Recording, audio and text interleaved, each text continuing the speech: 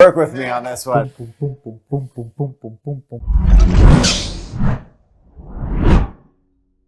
Welcome back to AsArt with Nick and John. Today we got a special guest, Brett Papa. Yes. Rock legend. Go check out his YouTube channel. He does how-to videos from Jimi Hendrix all the way down to blues. That's right. Major, minor, pentatonic scales. Whatever you need. Session guitarist extraordinaire. I was just at Jam with him this weekend. Oh, So many people so came up fun. thanking him for his lessons he does. Go check him out.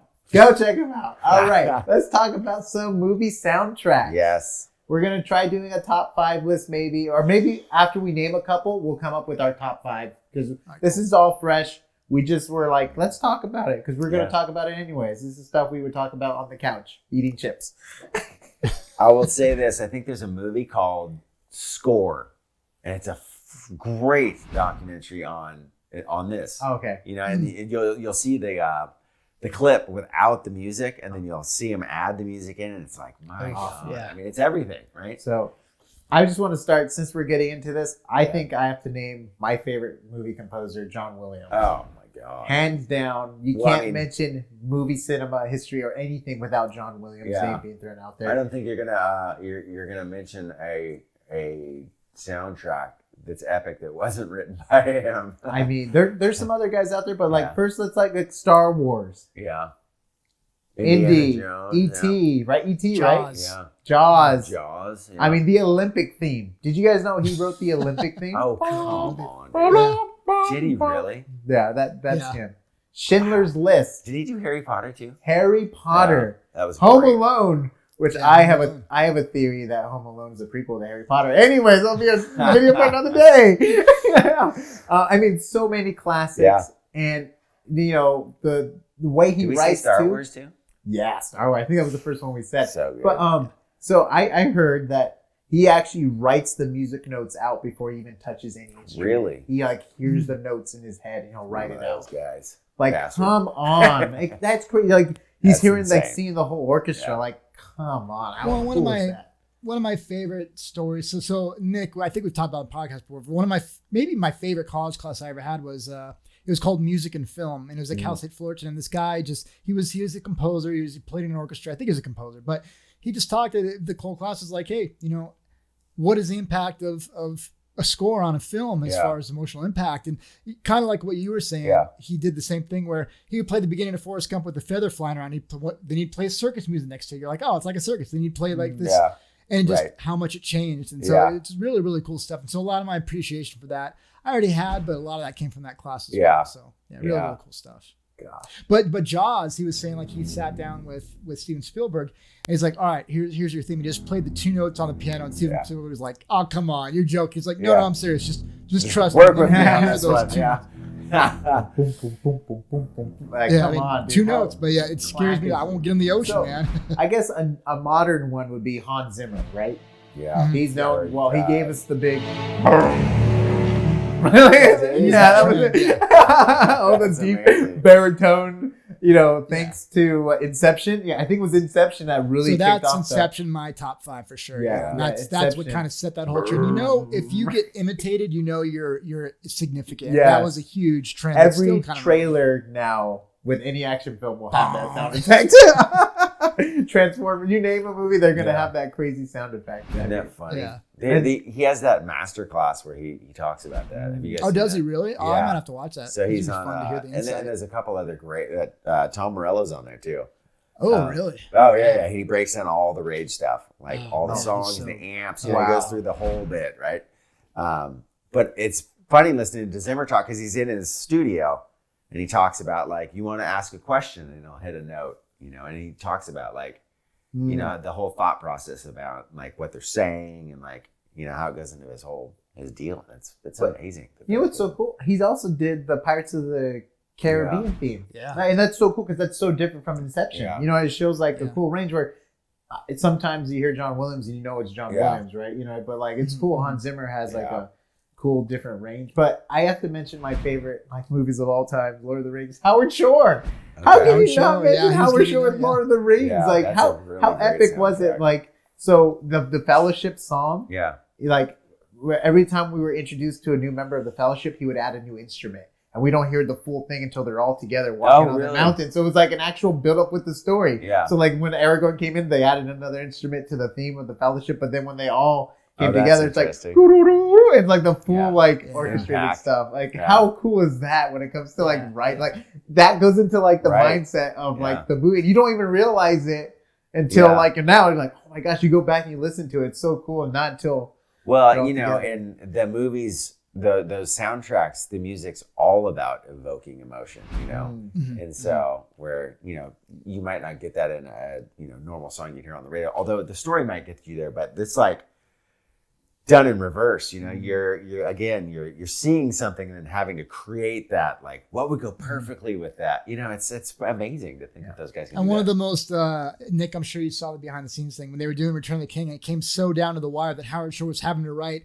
He's like, well, it's his orchestrator. Orchestrators, you guys, are kind of the unsung heroes of movie composers. Composers will a lot of times just do the piano basic, and then they hand it off to the orchestrators, and they write all the individual parts for all different orchestras. So that's a big, like that in that class I took, he really said, he goes, you guys, hate to break your heart, but composers aren't always the people. You hear a lot of the credit goes to the orchestrator, but you just don't hear their names. And so, but anyway, so his orchestrator is talking about Howard Shore. It's simple math. You need 5 minutes a day that he can write, and you need X amount of days. But they were coming so down to the edits were changing enough in Return of the King that he had to rescore certain sections. So he was writing like 15 minutes a day. It's funny, they show him at like 3 a.m. They're just finished the session. You look so strong. It's like they changed the edits, so we're having to kind of patch. You can just tell he's about to go insane. Yeah, but and then he did a whole extended edition too. Oh my god! The extra like hour and a half.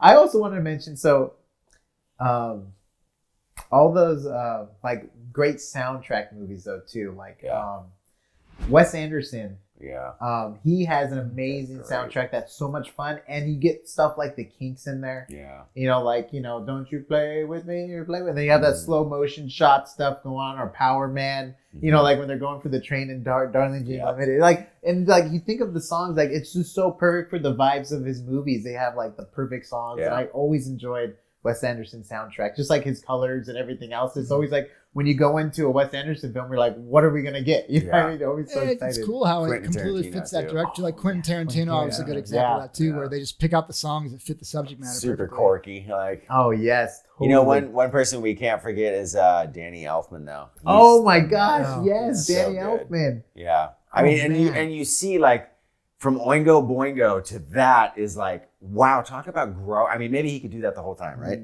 But talk about growing as a musician. You know what I mean? You're going from writing pop to like orchestras. I mean, it's crazy. Even what's his face? This isn't for movies, but the Stray Cats guy. Oh, Brian. It's the same Setzer. thing. I mean, it's like you're a guitar player, and then all of a sudden but you can score for everybody, and he's got like a 40-piece band. And these guys are rock, man. They're much awesome. like the orchestrators you're talking about. It's like you're hearing everybody's part, and it's like that's heavy. That's awesome, isn't it? Like, I love Brian Setzer. I forgot to mention him on the Top Guitars video. If you haven't seen the Top Guitars video, watch it. We have a list of awesome guitars. He practiced next to us when I worked in Divided by 13 in Pedro. And so in San Pedro, there's an old like 40s movie theater. And I remember like one day we saw these big trucks loading in stuff, and we're like, what is that? And it's like, oh, it's Brian Setzer. He's rehearsing for his, Christmas, whatever. Wow. And the doors of the theater would be open, and you'd hear Setzer playing his guitar. It's just like, he plays so loud. But it was like, hearing him rehearsing, and it was just like, this is a whole nother level of like, amazing. I mean, he was in just the whole show, because they're moving around and doing a whole bit, but like, it was awesome. Yeah. And then I think a great people to mention, even though it's Disney, there was like two brothers who wrote majority of the Disney songs we all know, from like the Jungle Books to Mary Poppins, and like all those hits. It was like these two brothers. One guy did the lyrics, and the other guy did the music on the piano. It was like the Elton team. like the Elton team, but it was like Elton insane. Bernie. Like you think of all the music Disney's put out with the hits, like just from their time era, like of being there. I mean, they're not like part of the Disney Renaissance, like I don't think with Lion King and stuff like that, but like the stuff they did, you think back, you're just like, oh my gosh. Just even Mary Poppins alone, how iconic that whole soundtrack is. The soundtracks back in the day, too, they were so much more intricate. I mean, I don't know how they did it budget-wise and time-wise, because it was so, even in commercial TV shows. Mm-hmm. It was like legitimate music. It was like, whoa, like you'll go back to some of those 70s, you know, old shows and like they got the killer like funky, you know, drum beats and like, you know, the whole like car chase scene and it's just, I mean, they got the killer wah and like, oh yeah, all the 80s music too. Yeah. Who was like a big composer in the 80s, John? Well, so my favorite. Sorry, I was looking up it's scores by some. So it's funny. This is changed from we were just gonna mention best movie scores, not like composers. So we weren't prepared for this at all. So my favorite score of all time, and again, this is funny. If you didn't grow up during that era, you might miss it. And the movie kind of gets laughed at, but Conan the Barbarian in I think 1986. So his name's Basil. I can never say his last name, but that was like the second CD I ever owned, and I bought it twice because I was in a car accident. That CD was in my car, and so I bought that for $74 off of eBay a number of years later. But Basil's his first name. I forgot how to pronounce his last name. It starts with a P, but. I mean, that is such an amazing score. He did some other significant scores as well, but it was so perfect in that movie too. In that main like, you know, when they're like cooking, like stirring the people's soup, and like, I mean, they go to raid that city. I mean, you know what's funny is that's one of my favorite movies, and I didn't know Oliver Stone did that movie too. Yeah. He wrote this first screenplay for it. And he's like, it's on all. It was like all kinds of crazy. I think he was on like acid and stuff, like all kinds of crazy sorts of. We don't have the budget for this, dude. Yeah. But it was an amazing, like a really super fun film. But at the time, Arnold Schwarzenegger, that put him on the map. He had done Pumping Iron, and then he did Conan the Barbarian, and they're like, we're not confident this guy can act. So they didn't have him. He had very few lines. So it was kind of almost a silent movie in a lot of regards. And so the music really carried that. And so John Millis used Basil in a lot of his scores. So he did like, another famous one was The Hunt for Red October. He did that's a great same guy. He did a lot of John Millis films. That by far was like his, like as soon as I heard that score, I was like, wow, that's amazing. Yeah. Requiem for a Dream. Have you guys ever heard? Like it has this theme. It's like one of the most sampled themes. So there's a Lord of the Rings 2 trailer, 2 Towers trailer, where they do a remix of the Requiem for a Dream soundtrack, and it's the most epic like sounding thing you've ever heard. It's like that's awesome.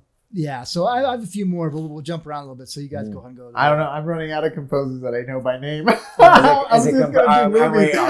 Composers or film scores? I know. I'm doing more composers, but we can do some film scores as well. Oh, you know what? A guy for me for sure. Oh, I can't remember his name. He does a lot of Darren Aronofsky films. Huh. Oh, you know what? He actually probably did Requiem for a Dream.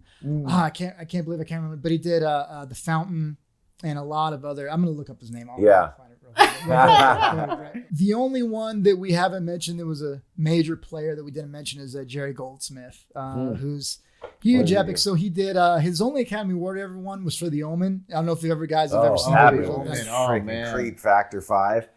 Did he also do Halloween?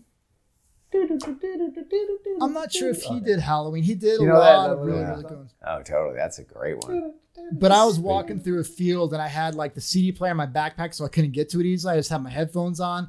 I'm walking through, like looking through like location scouting for my thesis project, and all of a sudden the Omen pops on my CD player, and it's getting dark, and I was like, get me out of here! Holy water on you! It's gonna eat me. The power of Christ. But yeah, look up Jerry Goldsmith, you guys. He's done a lot of really, really cool stuff. He did like the movie Patton, and then one of my favorite scores, The Burbs, samples that a lot. He did like The Wind and the Lion with Sean Connery. He's done a lot of stuff. He only won one Academy Award, but he's like a long time player in like the music industry. Yeah. So that's the other main composer. Yeah. Those were good. Those are some good movies. That's awesome. Check out that movie, The Score. It's good. The Score. It's like a documentary on that whole thing. It was really well done. I watched it on the plane, and I was like, oh wow, that's a great movie. John, do you know any other composers? So the one I wanted to mention that I was having a hard time thinking of his name, that does a lot of Darren Aronofsky films, is Clinton Mansell. I might be saying his last name wrong, but he does, like, if you guys just look up Darren Aronofsky and look up his film scores, like I think he did Requiem for a Dream, then he did The Fountain, which is one of my favorite ones.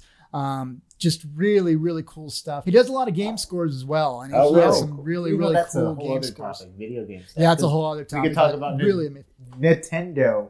How what's his name was able to write a song that you can hear over and over again and never get tired of. Yeah. Like think about like how many times we played Mario. Oh my god. And we never got sick of You know what I mean? Like, the it's so technology at the crazy. time too. I mean, you could totally. go through the history of game soundtracks. Yeah. It's evolved from MIDI music going all the way up to like orchestras, Yeah. full blown orchestras you're getting now. So Some of those war ones that just got the epic freaking sound. So guys, we apologize. We kind of jump around in these top videos. we went from scores to composers and back again. But You know what? video Fun games. stuff. It's fine though. Yeah. You know what I mean? Yeah. Because if you like music or if you're interested in learning how to play guitar, Brett Papa is the man. Thank you, sir. He, Appreciate it. maybe after taking a couple of his lessons, you'll be writing the next movie soundtracks for the new big films. You never know. You never know They're where. out there. There's a guy up in LA, Lyle Workman. He does the score. He does all like the 40-year-old version and all those. Oh, fun. Whoever I forget all the other movies he's done. But what's the the ones with the so he did 40-year-old version, and then what's the I funky Love You, one? Man? No, No. there's the one that with like the fat kid and What's it called? Super Bad. Super bad. I can't believe I got that. Super bad. Because he's And no longer fat. Yeah, which is hilarious, It's right? sad. But they hired like Bootsy Collins, and like he was telling us all about it, and the soundtrack is so. I mean, good. they do have Van Halen in the soundtrack too. Do that's they? That's when the cops are drinking with the kid and they're shooting the guns. Oh, And they're doing the donuts. It's Panama. I have Oh, to watch that's it. That is so such a funny movie. Yeah. Oh, my so gosh. great. man, That was so one of good. my favorite films when that came Yeah. out. It yeah. was like at the right time for me too, where I was in high school, I think, too, Yeah. when that came out. So it was like perfect time. Well, it's a bummer. You don't really get those. They were saying just a few years ago, those movies where they have all the buddies like James Franco and stuff. Those movies kind of died off. You don't get those anymore. They were really popular for a while. Yeah. And you got weed all is these legal. guys that No, I'm have their kidding. groups of friends, and they just kind of fell off. But it was a fun little era of like yeah, where you got all those guys kind of always come together. It was fun stuff. The money. Yeah. There were just, I mean, comedies. I think something happened to the movie industry where people are like, only pay for visual effects films or like big budget films and not comedies or other movies. And you know what I mean? And so many visual effects films came out. Before there was like one big movie everyone was like had to see, right? Like in the year. Mhm. It's like Star Wars is coming out. Like, no one see anything else because we're going to see Star Wars kind of thing. But now it's like Star Wars, Transformers, this, Avengers. Like there's so many big films was it now. the chicken or the egg? Was it the industry that really wanted those big budget movies? Because the other movies were great. You know what I mean? People paid. No, that's my point. And they just want more We're money, creating right? movies that like a bunch of people are going to want to watch. You know what I mean? And so Well, it's worth hard the too investment. because I mean, when you break in, we could do a whole other Yeah. video just on this. But once you got DVDs and you can get 5.1 sound in the home, and obviously good speakers have been around for a long time, but they kind of got miniaturized where you could have a nice system at home. Yeah. That kind of changed the landscape to where you don't really feel the need that you need to go see a comedy in theaters. So I think less comedies are being released. Right. Whereas That's a great point. Yeah, unless you have an amazing home theater system, you're not going to be able to match what you're seeing in in a good theater for a visual effects movie. So it's a different dynamic now. But that's a really but good yeah, point. those, We also have the streaming service too. Yeah. You know what I mean? It makes it so easy to you watch see a lot of comedy. comedies on streaming services. That's a good. That's I mean, good, those are easy to play over and over again too. Yeah. Mm-hmm. I think The Office is the #1 rated show on Netflix because it's just like plays over and over. Is it again. really? People like just watch on it Netflix for now. Yeah, not for much longer. I know they because pulled they were Friends and now leaving The to go Office is to Really? Why were they going? They're going to because Their own NBC networks. owns them, I think, and they're doing their own streaming network now. So basically, we're getting cable again on the internet. Oh, jeez. Right? Everyone jumps in now. I can do Yeah, my Netflix wife again. I had Oh, never that's- seen The Office, and my wife had never seen Friends, so I watched all The Office with her. And then she went to pick up today where we left off on Friends. I'm like, "Yeah, sorry, honey, it's gone." She's like, "No." Oh my gosh, that's so Get the hilarious. DVDs. Yeah. But yeah, you guys. So one of my very favorite things is movie scores and composers. So please leave your favorites because I mean. Honestly, my favorite thing about movies is maybe the scores because I don't watch movies over. Some movies I will, but I will listen to scores all the time. And if you can invoke that emotion just for the music, like when I wasn't there for when Star Wars first came out, but everybody I talked to, like they came out of the theater just going like you know that emotional connection was through the music. Well, know, even so like Dances with Wolves and those just iconic. Movies where maybe it's not like a very memorable Titanic. theme. Yeah, right? Yeah. But there's just a grand scene, like the whole orchestra, and I mean, it's crazy. You know what's funny though? Like you think of superheroes movies and stuff. Like I don't know the event. I kind of know the Avengers theme, but it's nothing like the themes that were like placed. Superman. Like, now I feel like it's kind of a little muffled. It's kind of changed. So if you just look at Hans Zimmer, how movies have changed. when he was doing Inception, he had themes for all he had the medley of themes. Oh, okay. Like Star Wars, you have Han's theme, you have Leia's theme, but his last number of movies have just been kind of more ambient. It's almost like it's more experimental, but you don't have these themes anymore. Like if you watch Dunkirk, it's just like it has this like, this kind of, it's just almost ambient sound. And then but if you look at his earlier works, like the Dark Knight trilogy, you have these strong themes for all the characters. So it's very interesting how it's kind of changing as a whole. Really, really fun stuff, though. We'll see you next time. And that's a wrap. Ah!